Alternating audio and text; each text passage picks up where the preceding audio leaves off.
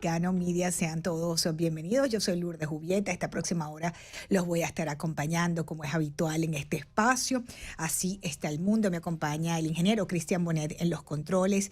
Y por supuesto agradeciendo a nuestros productores, pues, que son los que hacen posible tener los invitados de lujo que tenemos en Americano Media. Recuerden que nos pueden escuchar a través de nuestra señal en SiriusXM, ese es el canal 153. Gran saludo a todos nuestros oyentes conectados por esa vía, pero también se pueden conectar con nosotros a través de las distintas plataformas que retransmiten la señal de Americano Media. Estamos hablando de Apple TV, estamos hablando de Prime Video de Amazon, estamos hablando de Firefox, estamos hablando, por supuesto, de las redes sociales, estamos hablando de YouTube, estamos hablando de Facebook, de Instagram, de la red social Getter. Saludos a todos los que están conectados por Getter y por YouTube, que siempre nos escriben. Y por supuesto, yo los invito a que bajen lo más importante, que es nuestra aplicación, Americano Media. Ustedes la pueden bajar en sus teléfonos, la pueden bajar en sus tabletas, en su televisor.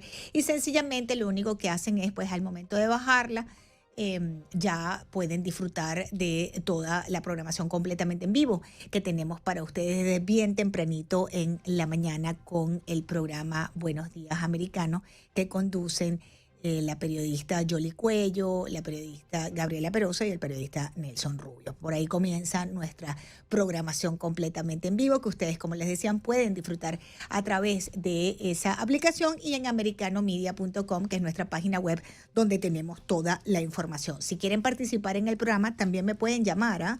Pueden llamarnos al 786-590-1624, que es el número de contacto, la línea caliente de Americano Media. Bueno, antes de comenzar con el programa de hoy, quiero decir, con nuestros invitados, vamos a ir a Cuba, hay una desgracia cocinándose allí, desgraciadamente y nunca mejor dicho, en Cuba tras unas explosiones. Vamos a irnos a Colombia también el día después de la toma de posesión del presidente Gustavo Petro, ya presidente juramentado de Colombia, el primer presidente de izquierda en Colombia. Y también vamos a estar hablando con un representante estatal de la Florida, porque hoy comienzan en algunos estados, por lo menos en Nueva York y en la Florida, la votación adelantada para las elecciones del mes de agosto. Así que todo eso es parte del menú informativo de hoy, pero quería contarles lo que fue el cierre de nuestra cobertura en Dallas, Texas, de esta conferencia conservadora, la más importante de los Estados Unidos, conocida por sus siglas en inglés como el CPAC. Bueno, aquello, queridos amigos, seguidores y conectados con nosotros en Americano, fue verdaderamente impresionante. El evento estuvo completamente vendido, sold out, como se dice en inglés. Hubo una participación tremenda de personalidades de las distintas corrientes del conservadurismo en los Estados Unidos. Allí habían los republicanos tradicionales, libertarios, habían representantes de organizaciones que, por ejemplo, quieren la independencia de Texas de los Estados Unidos. Es decir, estamos hablando de distintas corrientes dentro del movimiento conservador, pero que curiosamente, ustedes saben que aquí se hacen encuestas constantemente. En Americano Media hicimos una encuesta donde ustedes participaron a través de su voto, ¿no? Es lo que se llama en inglés un straw poll. Y allí, pues, el presidente Trump, que fue el último que participó en el CPAC como conferencista, el que dio el último, digamos, el discurso dentro del CPAC fue el presidente Trump, expresidente Trump, el nombre 45. Y bueno, con él se cerró esa reunión conservadora.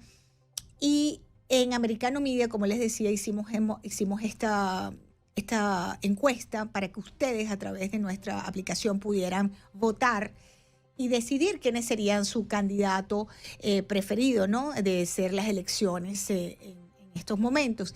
Y mayoritariamente un 81% votó por la opción del presidente Trump, quedando en segundo lugar el gobernador de la Florida, Ron DeSantis. Y en este cierre del evento con el discurso del presidente Trump, él precisamente mencionó a Americano Media y mencionó esa encuesta que le dio 81%. Vamos a escucharlo, por favor, Cristian. And a very special thanks for the amazing support from so many conservative Hispanic Americans in the Americano media straw poll. I got 81%. Is that nice? 81. 81%, y él allí seguía diciendo que en esa encuesta de americano le dan el 81%, y hablaba de los hispanos precisamente porque evidentemente Americano, como ustedes lo saben, es la primera cadena nacional conservadora en español en los Estados Unidos, y evidentemente quienes votan allí pues somos de origen hispano, ¿no? En esa encuesta de americanos. Pero adicionalmente el presidente decía lo maravilloso que son los hispanos y agradecía a los hispanos en general y a americanos en particular por esta encuesta. Y les hago o subrayo el tema de los hispanos porque sigue creciendo en los Estados Unidos esa matriz de opinión de que los hispanos son los que van a cambiar el juego. El voto hispano es el que va a cambiar el juego. Los candidatos hispanos son los que están cambiando el juego. Son centenares de hispanos y sobre todo mujeres hispanas participando en distintas carreras a puestos de elección popular dentro de los Estados Unidos, desde alcaldesa, consejos, juntas escolares, el gobierno federal, las distintas posiciones también dentro de lo que es el Congreso estatal, senadores estatales. Es increíble la cantidad de hispanos, sobre todo mujeres, que están participando. Pero adicionalmente en el CPAC se hace otra encuesta que también fue muy importante, que es de los asistentes al CPAC para que escogieran quién serían su candidato, y allí el expresidente Donald Trump, quien, como ustedes saben, ha dejado entrever que participaría nuevamente por la presidencia de los Estados Unidos en el 2024, bueno, él sacó el 99% de los votos para esa aprobación de 99% entre los participantes del CPAC. De manera pues que el presidente Trump salió por lo menos de este CPAC muy bien parado, y nosotros queríamos agradecerlos en todo el equipo de Americano Media, pues que vieran el CPAC a través de la señal de Americano, y agradecerles pues por supuesto haber estado conectados con nosotros durante todos estos días, y pues como siempre les decimos, nosotros trabajamos con inmenso amor y cariño y responsabilidad pues para todos ustedes. Avanzando en la noticia, si usted fue al CPAC, le tocó viajar, posiblemente haya sido uno de los agraviados con las cancelaciones y retrasos de vuelos en la Unión Americana. Estamos hablando que nuevamente los aeropuertos en las principales ciudades de Estados Unidos experimentaron este fin de semana miles de cancelaciones y de retrasos de vuelos. ¿Debido a qué? A la escasez de personal, fuertes tormentas de verano y altos precios del combustible. Esos son los tres factores que nos dicen la agencia de monitoreo de tráfico aéreo FlightAware, que registró el sábado 657 vuelos cancelados en los Estados Unidos y otros 7.267 con retrasos en el país. Solamente el sábado. El domingo, 944 vuelos fueron cancelados y 7.626 fueron retrasados, teniendo al aeropuerto de Chicago, el aeropuerto O'Hare, como el más caótico del fin de semana, queridos oyentes. Así que quizás usted pues es una de esas que padecieron y sufrieron de este fin de semana nuevamente caótico en los aeropuertos de los Estados Unidos.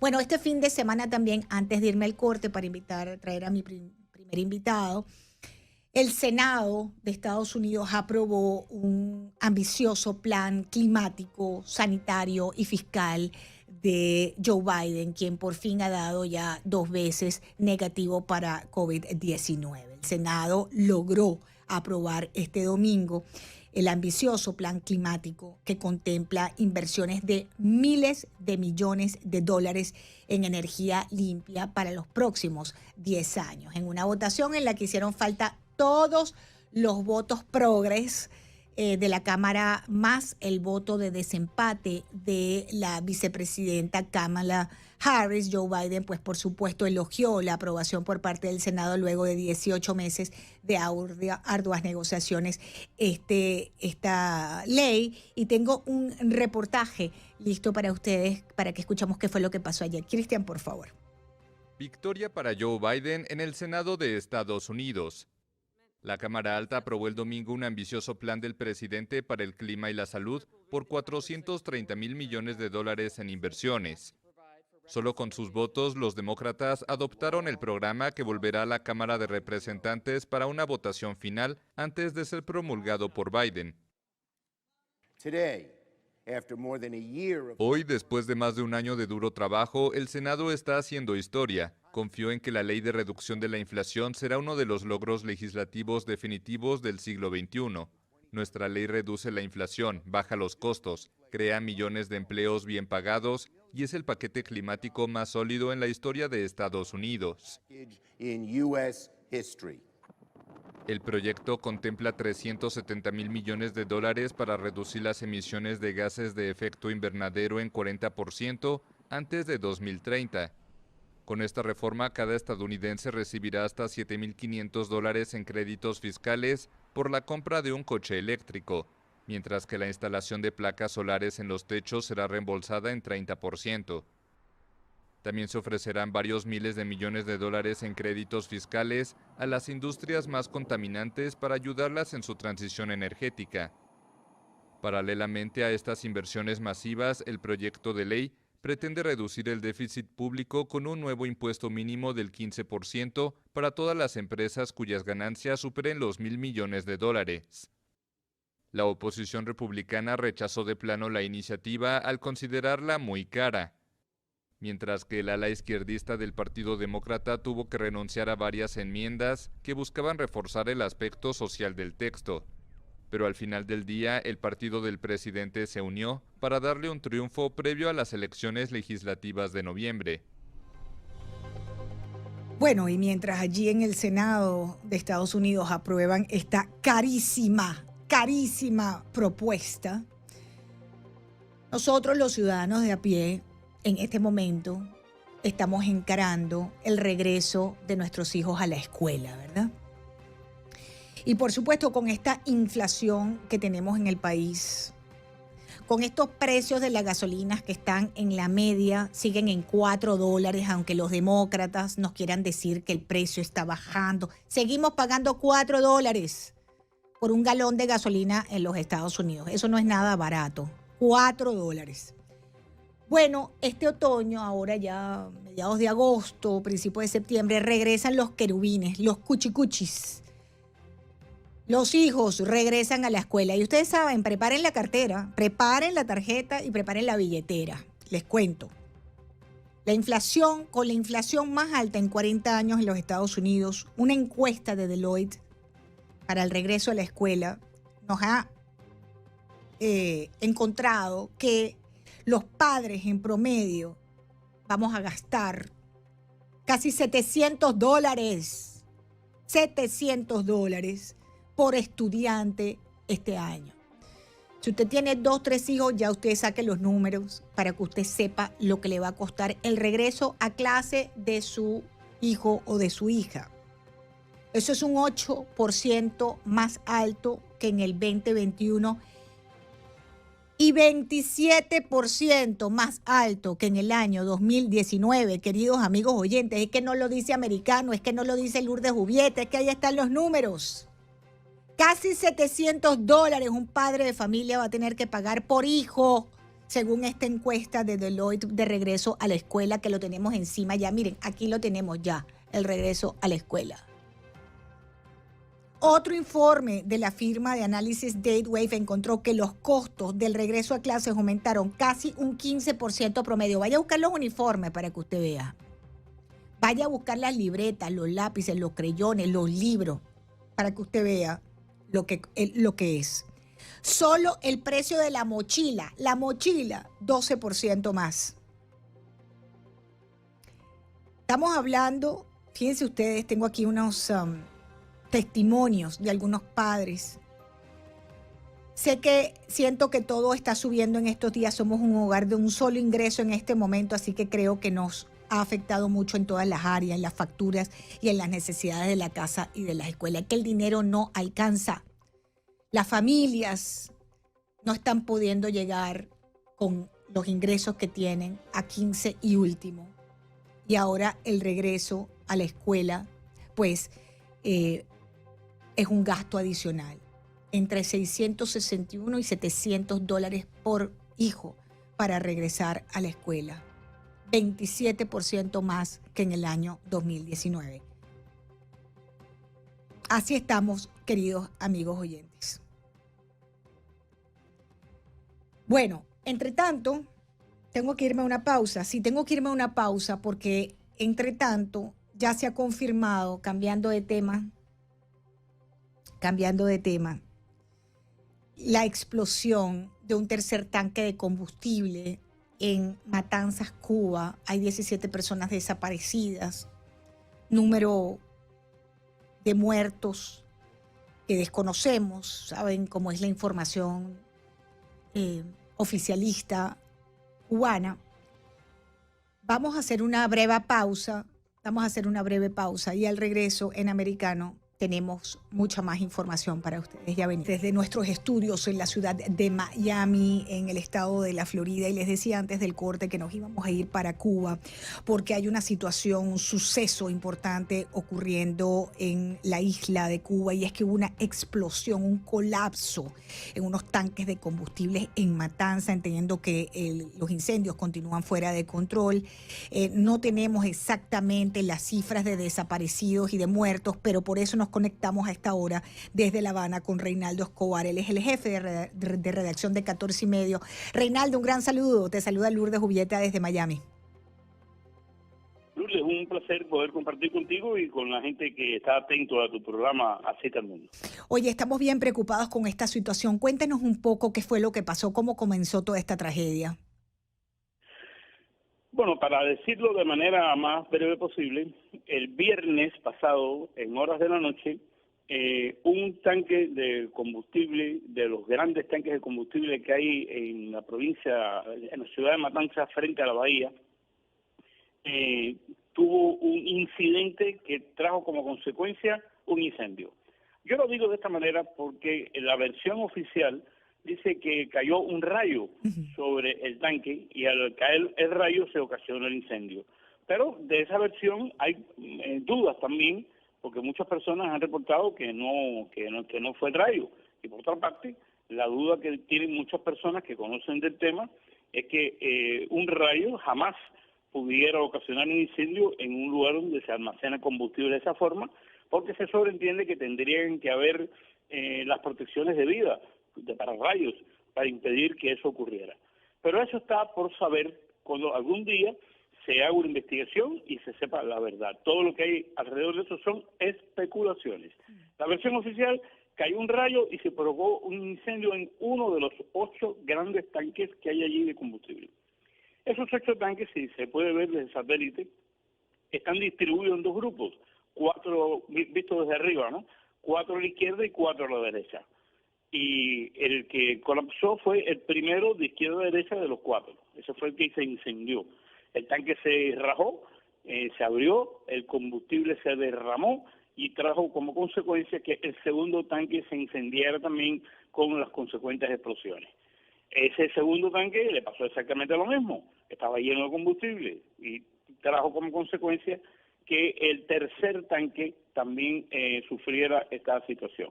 Ahora, en el lenguaje oficial, en el lenguaje de la información que se da por los medios oficiales y en las instituciones oficiales, yo te puedo decir, para tratar de decirlo en una sola frase, se está padeciendo de un nivel alto de confusión porque ellos han mezclado el triunfalismo de siempre con el secretismo de siempre.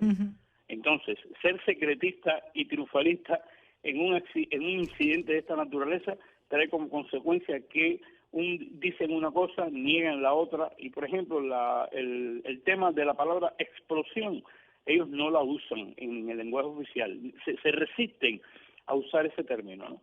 Entonces hablan de que colapsó.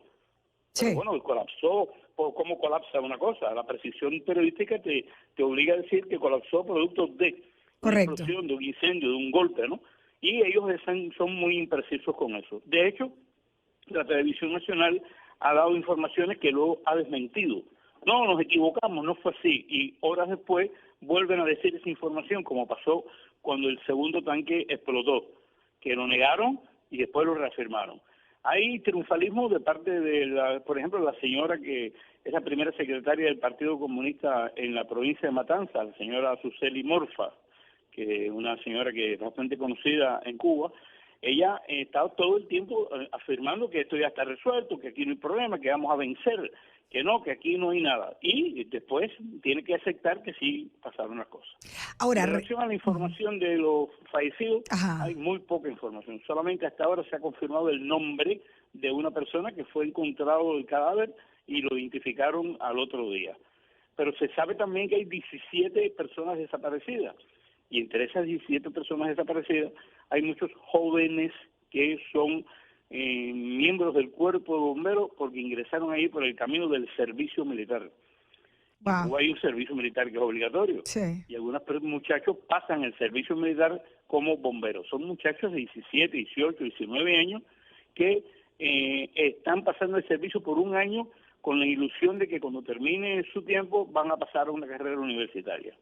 Y esos son los 17 que están desaparecidos. Una tragedia en absoluta. el momento que se ocurrió la segunda explosión, no hubo manera, incluso no ha sido posible ir a rescatar los restos de estas personas que probablemente solo queden cenizas en la confusión que hay en ese lugar. Ahora mismo hay una situación catastrófica allí desde el punto de vista ambiental. Unas nubes de humo increíbles que ya han pasado por La Habana y están llegando a la provincia de Pinar del Río. Estamos hablando de 200 kilómetros de recorrido de ese humo, ¿no? Hay la lluvia que ha caído sobre La Habana ha llenado de manchas negras las casas, los techos, los toldos. Se teme que esto puede traer como consecuencia problemas respiratorios en las personas, a pesar de que no se han dictado medidas contundentes al respecto. No hay aparentemente peligro para la ciudad de Matanzas por la explosión de los tanques, porque claro, la bahía está de por medio. Exacto. Pero sí hay riesgo de contaminación y de enfermedades por el humo. Y la otra parte es la cuestión puramente económica, discúlpame que me extiendo mucho, y es que no solamente se ha perdido una enorme cantidad de combustible, sino que el país ha perdido o está perdiendo uno de los lugares más importantes de almacenamiento de combustible que cuenta el país. Y en una isla como Cuba, que casi todo el petróleo hay que traerlo y almacenarlo, cuando se pierde la capacidad de almacenamiento, eso genera como consecuencia adicional que las termoeléctricas que generan electricidad van a carecer de ese combustible. Y esa es la amenaza que estamos viendo ya, ahora mismo. En un momento donde hay referencias de apagones todos los días, después de esto la situación se pondrá peor entonces. Exactamente. Esa es la amenaza que tenemos es esa. A menos que de pronto empiecen a llegar los barcos de petróleo regalados de alguien, porque aquí no hay dinero para comprar nada. ¿Qué te iba a decir, Reinaldo? Pero bueno, si vienen los barcos de petróleo, el problema es que hay déficit de almacenamiento. Claro, ¿dónde lo guardan? Estamos perdiendo la más importante base de almacenamiento. Claro, ¿dónde lo guardan, Reinaldo? Ahora fíjate, te iba a preguntar sobre eso, sobre ayuda extranjera. Países petroleros como Venezuela y como México saben cómo manejar este tipo de explosiones y de situaciones. ¿Qué se sabe de ayuda venezolana? Entiendo que México les va a mandar ayuda humanitaria con el tema del combustible, el tema del almacenaje, ya nos explicaste lo difícil que va a ser eso, pero ayuda para apagar estos incendios. ¿Se sabe algo? ¿Tienes información? Sí, como no. Aquí llegó un grupo de especialistas de ese tema de México. Yo no sé si decirte que son bomberos o son... porque bombero es una palabra muy genérica, ¿no? Sí. Se sobreentiende que, como todo el mundo sabe, México es un país petrolero, y como país petrolero, pues tiene especialistas en apagar incendios en lugares de petróleo.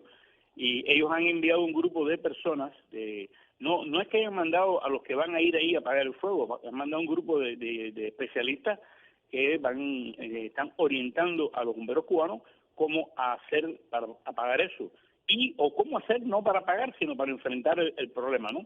Porque una de las tendencias que hay es dejar que se consuma el combustible porque no hay manera de apagarlo, y en todo caso evitar que el incendio se propague a otras instalaciones.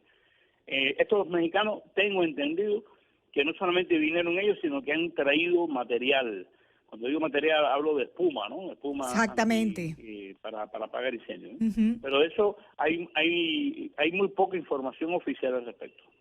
Ahora, ¿qué es lo próximo? Porque fíjate lo que tú nos dices, dejar que se queme el combustible, eso puede durar días, si no semanas.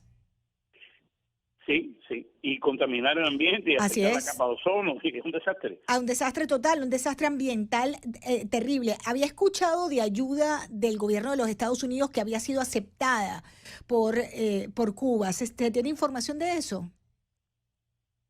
La única información que hay es que el ministro de Relaciones Exteriores y el propio presidente de la República, el señor Miguel Díaz-Canel, confirmaron que se estaba conversando el tema de la ayuda, que sí que hay una ayuda que viene y que va, pero no hay una precisión. Es decir, hasta este momento lo que mucha gente está deseando es que Estados Unidos, que es posiblemente el país que tenga más experiencia y más recursos para apagar incendios de esta naturaleza, pues que la gente desearía que empiecen a llegar aviones norteamericanos con la capacidad de apagar eso echando espuma, esa fantasía que tiene la gente, que no se sabe cómo es realmente, ¿no? Pero eso no está ocurriendo ni se anuncia que va a ocurrir. Hasta ahora han hablado de ayuda técnica y quizás material de enviar, pero no hay mucha información porque el gobierno ha privilegiado en la información la presencia de técnicos mexicanos y venezolanos.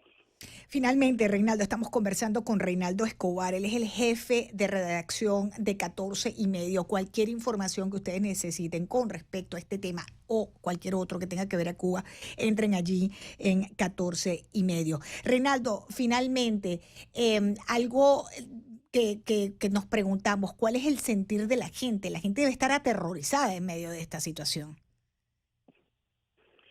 Bueno, hay otra palabra que ¿Qué sirve hay muchos mejor? sinónimos en el español que hablamos en Cuba para decir que la gente está enfadada, ¿no? Sí, Nadie dice enfadado, usamos sí, otras palabras más groseras, ¿no? sí. Pero Más yo que te diría aterrorizados que es hay enfadados. una mezcla de preocupación con enfado. Y esperanza nada. No hay esperanza de nada. Bueno, el asunto está en el que muchas personas están bordeando el tema de la superstición, porque son tantos los acontecimientos trágicos que le están pasando al país con una frecuencia Correcto. cada vez más frecuente, que ya la gente está pensando desde el punto de vista supersticioso de que estas son las 7 plagas de Egipto, que estamos aquí bajo una maldición de los dioses, en fin, ¿para qué te voy a explicar? La gente siempre fantasea con eso. Sí. Y lo cierto es que la maldición que tenemos nosotros es que estamos padeciendo un gobierno que es totalmente ajeno a la realidad y que es muy ineficiente y que no tiene la capacidad de enfrentar los problemas que tenemos. Yo creo que esa es la maldición que está realmente padeciendo el país. Y que tiene bastante tiempo esa maldición. Finalmente, una pregunta adicional fuera de esta catástrofe que es la que nos reúne hoy, Reinaldo, es el tema de los médicos cubanos a México. Hay una gran polémica por lo que le están pagando a los médicos en estas brigadas de salud que están mandando a las barriadas más pobres, más peligrosas de México, ¿no? Son decenas los cubanos que han perdido la vida en estas brigadas de salud porque precisamente los ponen en los lugares más pobres y más peligrosos de distintos puntos de América Latina. Recuerdo en Venezuela muchos casos, pero les pagan una miseria, mientras que México está pagando 1,000,000 y pico de euros, que serían, bueno, 1,000,000 y pico de dólares mensuales por estos médicos, pero a los médicos les están pagando $100. Sí, esto es una experiencia bastante antigua, diría yo, ¿no? Es decir, desde que el gobierno cubano está ganando dinero, exportando mano de obra calificada, es decir, que está exportando servicios de salud, que es más que médicos, ¿no? Porque Sí. no solamente van médicos, también van enfermeros, van técnicos en rayos X, es decir, se dice colaboración en el tema de la salud, ¿no? Y desde que eso se inició hace ya muchos años, existe la norma de que el país que recibe este servicio le paga al gobierno cubano la cantidad que se acuerda y el gobierno cubano luego le paga a los colaboradores lo que el gobierno cubano estima. Y aquí, para decirlo mal y rápido, yo diría que el gobierno cubano se embolsa el 80% de lo que tendría que darle a cada persona. Esto es así. Cuando el señor Bolsonaro tomó el poder en Brasil, dijo que eso no podía seguir siendo en Brasil, que había que pagarle a los médicos lo que les tocaba, y el gobierno cubano tomó la decisión de retirar a la brigada médica que estaba trabajando en ese país. Es decir, prefirieron retirar a la brigada con tal de no pagarle lo que el gobierno brasileño estaba exigiendo que se hiciera. Ahora mismo México, el señor Luis Manuel López Obrador es un amigo del gobierno cubano, lo ha dicho con bastante énfasis, y él ha aceptado las reglas del juego que impone Cuba, a pesar de que ha habido muchas protestas de los profesionales mexicanos por esto. Y claro está, los pobres médicos cubanos no tienen un sindicato, no tienen una organización que los proteja, y están viviendo en una miseria tan grande que aunque lo que les paguen sea el 20% de lo que deberían de pagarle, aceptan esta explotación y misericordia con tal de tener algo, pero además con tal de tener la oportunidad de salir de la isla, quizás con la intención de no regresar. Gracias, Reinaldo Escobar, jefe de redacción de 14 y medio en Americano, completamente en vivo a esta hora desde La Habana. Hacemos una pausa, ya regresamos. Continuamos en el programa, queridos oyentes y seguidores de Americano Media, completamente en vivo. Gracias por la inmensa sintonía. Bueno, quería contarles lo siguiente. Tenemos en el estado de la Florida y también tenemos en Nueva York a los oyentes que nos escuchan de norte a sur, de este a oeste en la Unión Americana. En Nueva York hay elecciones primarias y en agosto, igual que las tenemos en la Florida, es el 23 de agosto, y ya comenzaron a partir de hoy las votaciones adelantadas, ¿no? Importante lo que es la votación anticipada. En el caso de Nueva York es a partir de esta semana que empieza la votación anticipada, el 13 de agosto. En la Florida es a partir de hoy, 8 de agosto.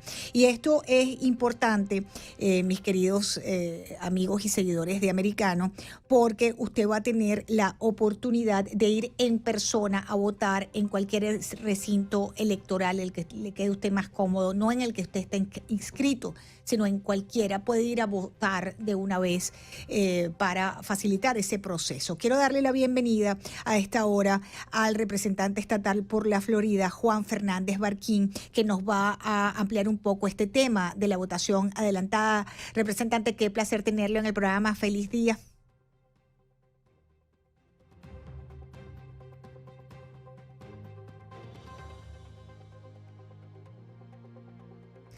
A ver, ya les voy contando en lo que recuperamos la conexión con nuestro invitado, el representante estatal Juan Fernández Barquín por la Florida.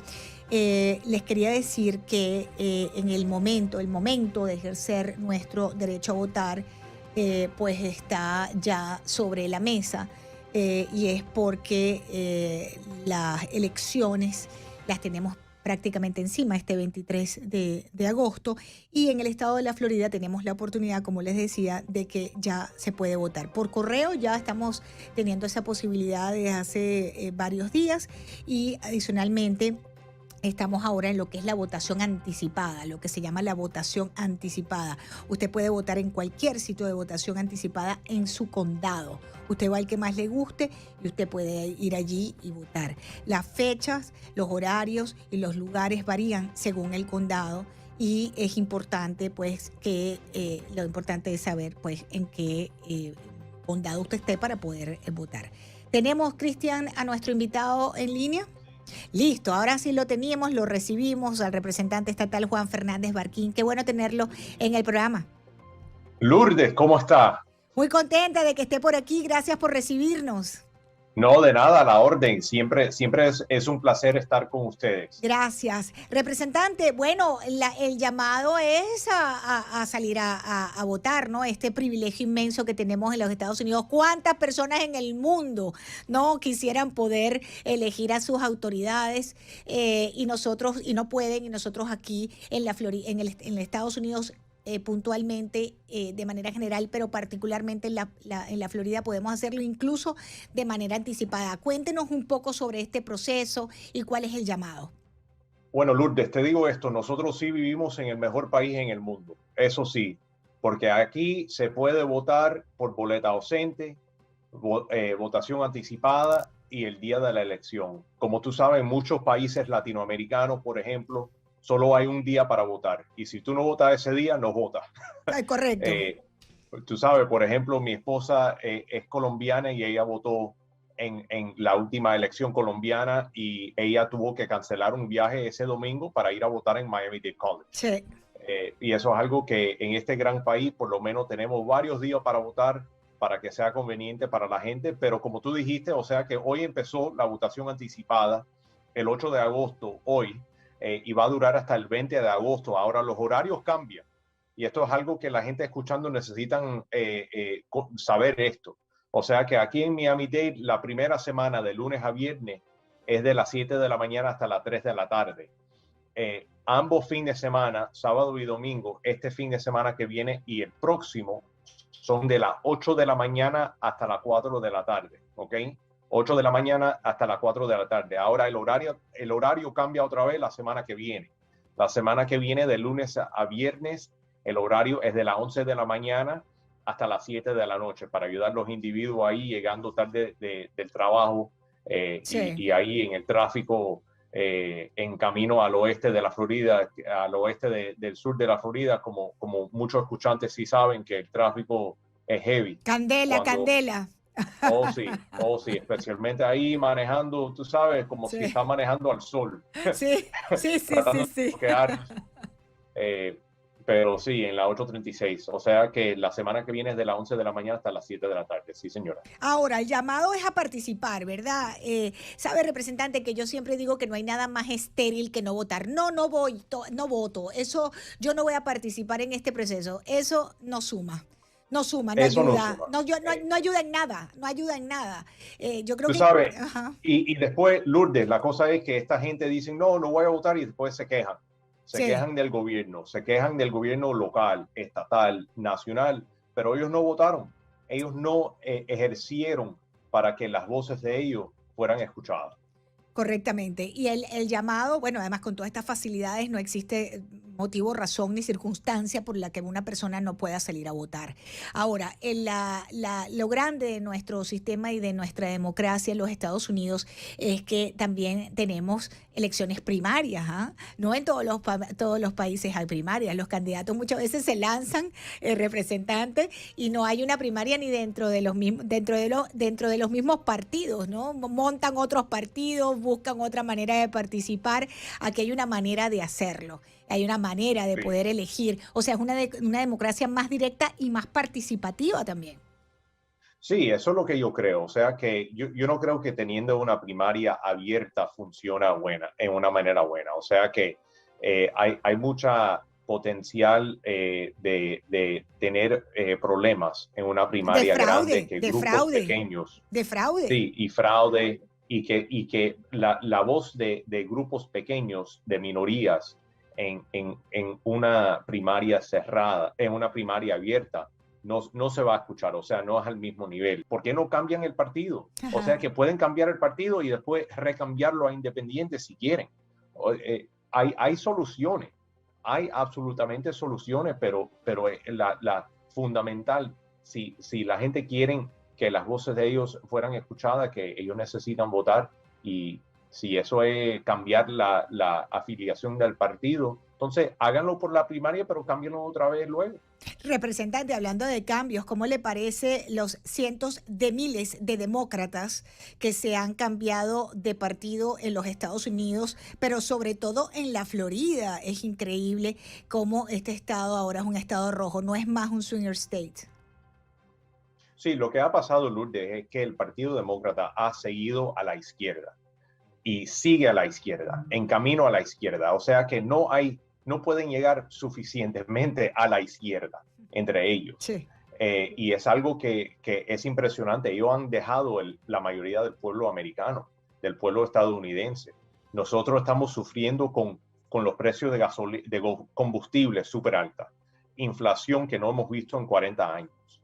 El regreso a la escuela, representantes, sí. Más de $600 le cuesta en esta economía a una familia mandar a un querubín, a nuestros querubines, a nuestros niñitos, nuestros chiquiticos a la escuela. ¿Con qué Sí. se puede pagar eso, representante, en esta economía? Sí, y también la educación. Están tratando de enseñar a nuestros niños ideas radicales sobre el género y la identidad sexual. O sea que ese partido ha totalmente... se han ido tanto a la izquierda que casi se van a caer. Sí, exacto. del espectro político. Sí. Y ha llegado a un punto que yo ni llamo los demócratas, yo los llamo izquierdistas, Sí. porque eso es lo que son. Ellos tienen más en común con el Partido Socialista y Comunista que ellos tenían en común con el Partido Demócrata hace 30 años. En este momento, si Clinton se postula por presidente, los demócratas no lo nominan. Seguramente él no ganará la nominación. Y ese partido sigue a la izquierda y no aprende. Qué lamentable. Bueno, el llamado es a participar. El que quiera cambiar algo, que salga y vote. ¿Verdad, representante? Absolutamente, 100%. Bueno, pues le agradezco muchísimo que nos haya acompañado hoy. Como siempre, un placer tenerlo en el programa. Es el representante Juan Fernández Barquín, hoy apoyándonos en Americano, porque hoy en la Florida comienza el voto adelantado. Usted puede ir a votar en su condado, en el recinto que más le guste. Usted va allí y vota, puede empezar a votar desde ya. Hay gente que prefiere votar el día de la elección. ¿Qué día prefiere usted? ¿Usted vota adelantado o vota el día de la elección? Yo voto en la votación adelantado. Anticipado. O sea que sí. Yo siempre prefiero hacer la votación anticipada. Mi esposa y yo decidimos un día durante la semana cuando no hay mucho tráfico en el recinto y vamos a votar. Típicamente vamos a votar en el Hammocks. Muy bien, ahí mismo en la biblioteca del Hammocks, en la parte de West Kendall. Correcto. Para los escuchantes de Miami, ellos sí saben dónde es eso. Sí, claro. Bueno, representante estatal Juan Fernández por la Florida, Juan Fernández Barquín, con nosotros esta hora en Americano. Hacemos una breve pausa y hablando de izquierda, gracias. Al regreso nos vamos a Colombia, porque Colombia a partir de hoy tiene un presidente de izquierda. Ya venimos. Seguidores de Americano, tras 2 siglos de vida como Estado independiente, la izquierda finalmente ocupa el poder en Colombia. País presidencialista como Colombia, lo hace además con un exguerrillero a la cabeza, Gustavo Petro, acompañado por una mujer afro, nacida en la pobreza, en una zona históricamente marginada de Colombia. Francia Márquez es la vicepresidenta. Un giro copernicano en Colombia desde el punto de vista político. Él ha dado un mensaje conciliador, no fue un mensaje de retrovisor, es decir, viendo hacia atrás lo que habían hecho otros gobiernos. Básicamente él habló del futuro, pero lógicamente una cosa es ser gobierno y otra cosa es ser oposición, y eso es un comentario que le cae como anillo al dedo al gobierno entrante de esta coalición de izquierda Pacto Histórico liderado por Gustavo Petro. Me voy rápidamente para Bogotá y le doy la bienvenida a Ademar Córdoba. Él es analista político. Bienvenido, señor Córdoba, qué bueno tenerlo en el programa. Le saluda Lourdes Jubieta. Hola Lourdes, muy buenas tardes a toda la gente, buenos días todavía, a toda la gente de Americano. Gracias por la invitación. Gracias a usted por estar con nosotros. ¿Qué le pareció el discurso del presidente Gustavo Petro?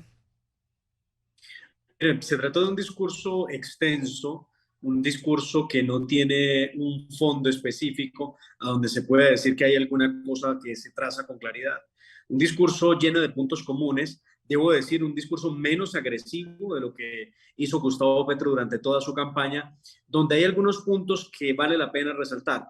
El primero de ellos, donde invita a la criminalidad para poder buscar lo que él llama una paz total, que es un asunto que nos preocupa de sobremanera en el mundo jurídico colombiano, porque nos van a conducir entonces nuevamente a otro acuerdo parecido como el que se hizo con los terroristas de las FARC en La Habana y que dio como resultado una absoluta impunidad contra los mayores perpetradores de masacres, violaciones, desapariciones y asesinatos en Colombia. Esto porque él está muy convencido y esperanzado en poder hacer una paz total con los terroristas del ELN y con las otras facciones de las FARC que no se desmovilizaron. Y el otro punto donde quizá hay que mirar es cuando él dice que va a coger en su totalidad, utiliza la expresión a rajatabla, lo que ha dicho la Comisión de la Verdad. Comisión de la Verdad que, hay que decirlo, Lourdes, le ha costado a los colombianos prácticamente medio billón con B de pesos para una verdad amañada donde no hay mucho de la realidad de lo que pasa en Colombia.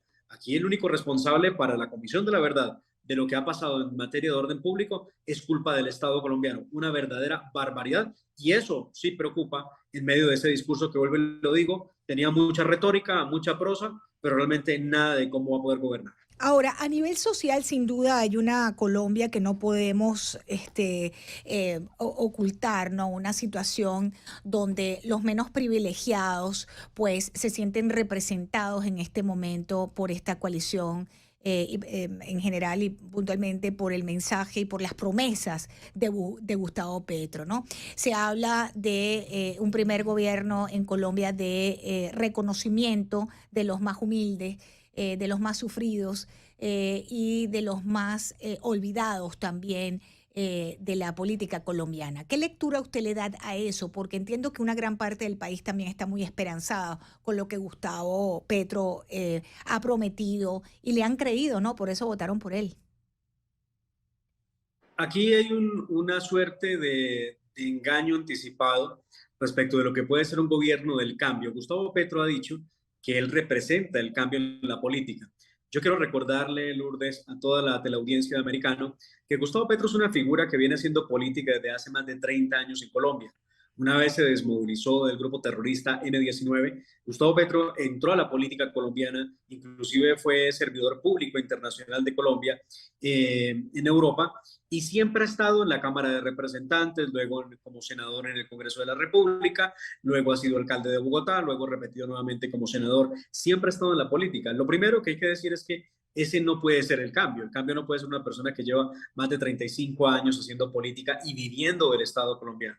Primero eso. Y segundo, respecto a la gente que tiene alguna ilusión en lo que puede ser su gobierno, la mayoría lo tienen porque hay un sector de la sociedad que cree que la cosa es tan sencilla como imprimir billetes y regalarle a cada quien unos cuantos billetes impresos. Y realmente todos sabemos que desde el punto de vista económico eso no es practicable, no es posible.